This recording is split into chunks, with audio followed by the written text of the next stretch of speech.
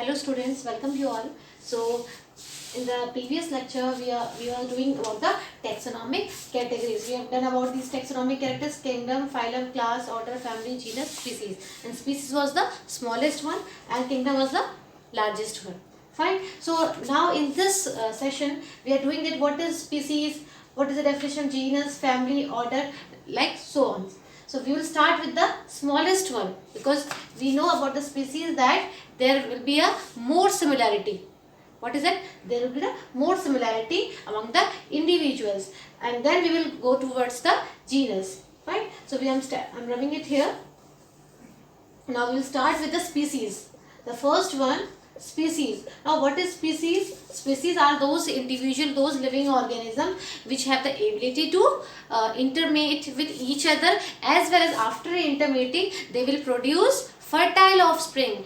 Make sure that you will understand about the fertile offspring. Why I am saying? Because here in species we know there is one species what of lion, then tiger, then leopard. So lion is one of the species. All the lion will intermate with the lion. Then tiger, all tiger will form a one species. All tiger will intermate with each other. So we can say that species are the similar organism or similar individual which have the capability to intermate with each other. Now then what about the mule? We have done this example. Mule, it is the hybrid of what? Donkey and horse. In this case what happens? Donkey is a one of the species and horse is the another species. When we are trying to intermate between these two, what happens? There will be formation of mule which is sterile, and that's why we are saying that species is what? Species always gives the reproductive one or the fertile one, a fertile offspring. It will not give the sterile offspring as in case of donkey and horse, because both are the dissimilar one. Fine. So donkey will intermate with the donkey only, and the horse will intermate with the horse. Then only they will give the fertile one. Fine. So that's why Ernst Mayr, again we have done this thing. Ernst Mayr, he has given one concept which is known as biological concept of species. What is the meaning of biological concept of species? It's nothing same which I said right now, that those species are of same type and have the ability to intermate it with each other. Fine. So this is the biological concept of species given by the Ernst Mayr. You have to memorize all these important things. Now when we are talking about the same species, similar, one species is Leo, another one is Tigris, another one is Pardus. We have done different example. For example, mango. What is the scientific name of mango? Mangifera indica. So the first component denotes what? Genus, and this component denotes what? Species. So what is species? This second component of the binomial nomenclature. This indicates the species, and all the mangoes will give only mango. Fine. And like this, another one, potato, Solanum tuberosum. So tuberosum is a species. Every time potato will give rise to potato. Fine. So this is about the species. Now we will move towards the genus. Now it's somehow greater one. Now the similarity will get decreased here as compared to the species. So the lion, tiger and the leopard. What is Leo?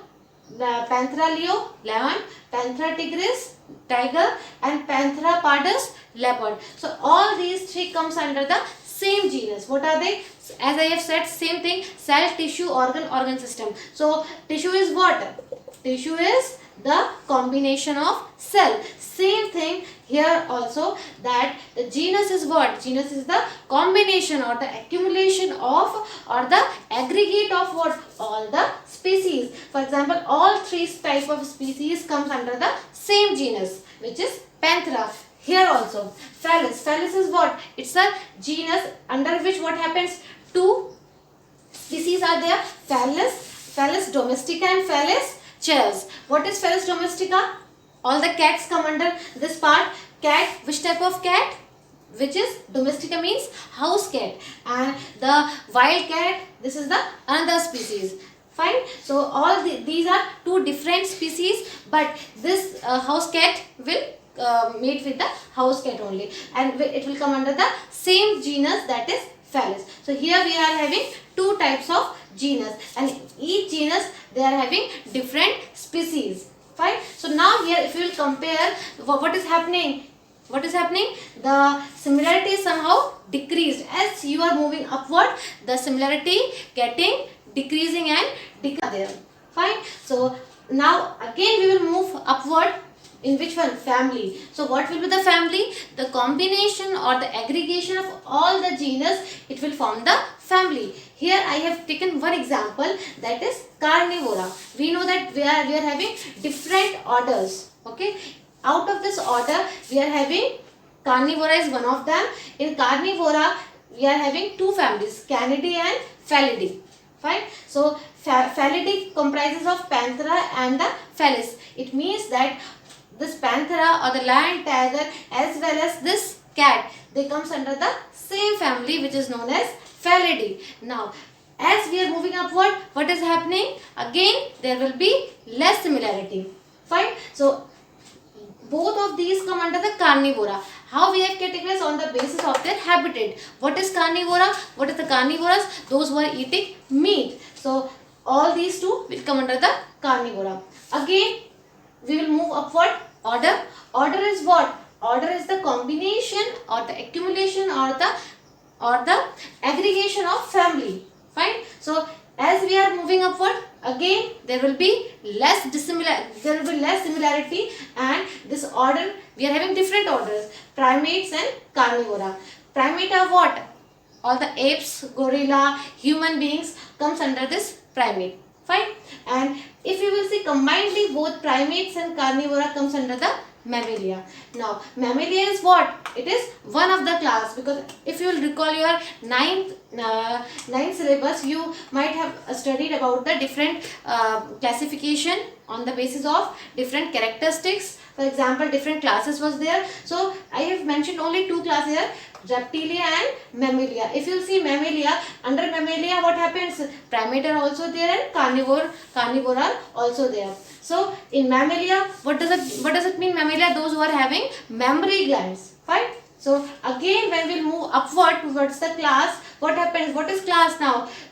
All the accumulation or all the aggregation of order will form the class. Fine. There are two types of classes I mentioned, Reptilia and Mammalia. Again if you will move upward into the phylum. Phylum is what? Phylum, again we have studied different types of phylum. Here I have mentioned only two phylum, Arthropoda. Arthropoda is what?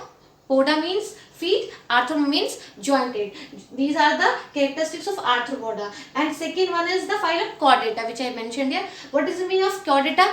Those who are having that notochord. Fine. So in this again this Chordata we are having different classes, and phylum is what? Combination of all the classes, Reptilia plus Mammalia, and different classes will form the phylum.